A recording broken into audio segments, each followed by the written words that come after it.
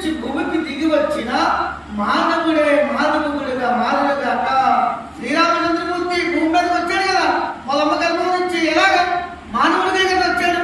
మరి మానవుడిగా మారలేదా? మరి మనిషి ఈ ప్రపంచాన్ని అరచేతిలో చూసేటటువంటి ఈ దిక్మాల స్వరూపంలో కనిపించిన మనిషే కదా. మరి మనిషి కంటే జ్ఞానం ఉన్నప్పుడు ఎందుకు మనిషి అజ్ఞానిగా తయారవుతున్నాడు?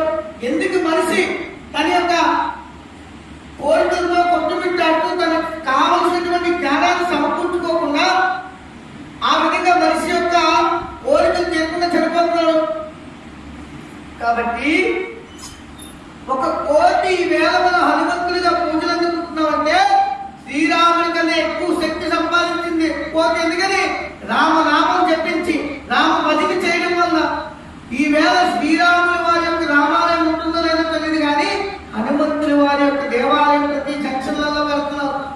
కాబట్టి అంత గొప్ప శక్తి కలిగినటువంటి హనుమంతుడి యొక్క నామాలను జపించకుండా నువ్వు నేను గుడి కట్టేశాను కదా అంటే మన పని అయిపోయింది కదా అని చెప్పి చేతులు దులుపుకుంటే కాదు. నువ్వు కట్టిన గుడికి నువ్వు న్యాయం చేయకపోతే ఈ గ్రామానికి కానీ నీ కుటుంబానికి కూడా ఎటువంటి ఏం ఉపయోగం